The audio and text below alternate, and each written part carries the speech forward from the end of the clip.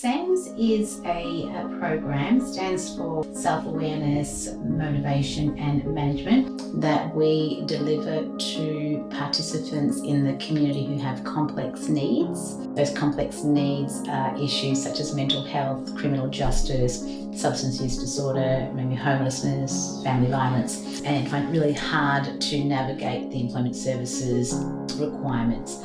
Our job is to come in and help support the participants with a model of care that we've designed called SAMS, and this helps address very challenging barriers before they are expected or asked to start looking for employment. What exactly is your role in this organisation? So my role within the organisation is the CEO of Creating New Pathways. Creating New Pathways refers to creating new neural pathways, meaning we do base a lot of the development and our approaches on neuroscience.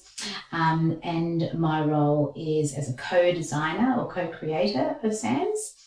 And I'm sure you'll get to meet the other co-creator today as well. We're here with Montana, the co-creator of SAMS, and I would like for you to introduce yourself and tell us a little bit more of what exactly do you do at SAMS.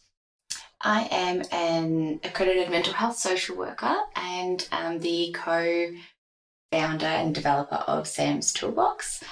My role is also as the program lead, meaning that on one hand I am in the background creating the service and making sure that that's running smoothly, but also on the front line working with our complex needs clinicians and getting that opportunity to support our participants. What is SAMS Toolbox and how can we access these services for the participants? So SAMS Toolbox is the model that we use in SAMS, and we have specific tools and resources that the complex needs clinicians use to be able to address trauma.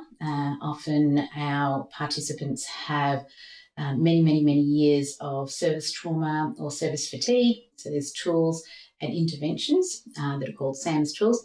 And then there are other tools to address risk, levels of risk, to address crises. Can people access the services? Well, they need to be receiving a benefit, be on welfare or be on Centrelink payments, any one of the payments, and if they're connected to an employment services provider, they can go through that avenue.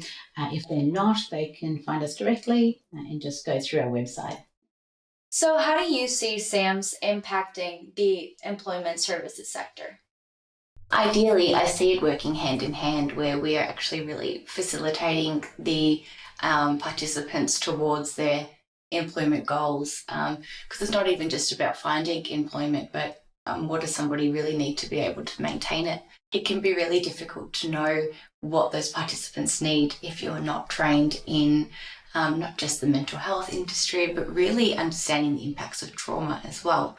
So what we do hope to see is that the assessments that are done with SAMS on our participants, but then also the supports that we provide, the interventions that we provide, on one hand can help the participants to get to their employment with their employment services workers, but also help those workers to have a better understanding of that participant and what they need to do in their role.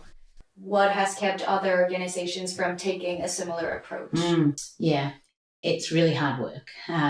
So complex needs means working with many different challenges that overlap each other, and often participants who have a low capacity to engage in service. So we literally have to drive our participants to appointments, send them with letters, stand side by side, real advocacy. It's actually hard physical work and difficult to scale. Also, participants are often untrusting of services because of many years of not being able to access services effectively. So I think it takes a lot of guts, and I think it takes tenacity and hard work, but we've now developed a program that is scalable and can be trained, and we're training our clinicians to be able to do the program. Now that you've mentioned this, the employment services system has been criticized for exacerbating participants' challenges. So I'm curious to know, how does SAMS shift that narrative? So employment services has been criticised, you're correct, and since the privatisation of welfare to work in 1997, the emphasis has been on moving people into jobs regardless of their circumstances. We are finding that this is changing, and a lot of the change is coming from the employment services providers who are saying to the government, to the Australian government, this isn't working, you're expecting us to be able to run our business in this way, yet we are affecting other participants. So it is to find those employment service providers who are aligned with our thinking and work with them, and then to show evidence that the way to do this is one person at a time, and to use the funding that's available to connect them to as many resources, and basically hold their hands through the process and show evidence, measurable evidence at the end of the period of time that we work with people. So you provide training to the employment services staff, and I'm curious to know, how exactly does that process look like, and what the results have been at the moment? So also working with creating new pathways as the overall organisation, we do get to facilitate professional development and training for staff in the employment services industry, and that's actually where a lot of the discussion around what the employment workers needed came from, which led into some of that development of SAMS. So our clinicians are on the ground, often with the employment services at their offices, where there's that opportunity to do that one-on-one training, and sometimes make that really specific to the issues that they're seeing with the participants on site as well. A little bit more about the participants. I would like, if you can, to hear a success story from the program. For success stories, just to pick one, when he was referred to us, he had upcoming court cases, he was homeless, was a parent at a very young age, was struggling with his addiction, and basically was referred to us from the perspective of, can you help this person actually get reconnected to the right services, because he's not going to be able to get to work. And it's really exciting to say that he did start work.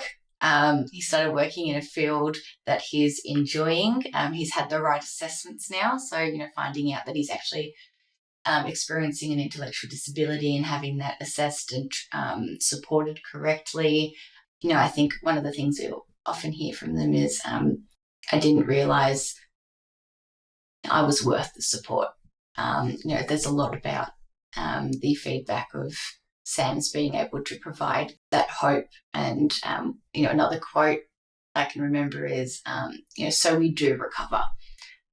Or so we can recover. And that's often participants who have come in who have had years and years and years of hearing from, health professionals that they're just always going to have a mental health problem, or they're always going to have their addiction. And just being that program that can offer that sign of hope, I guess, is something we hear a lot as well.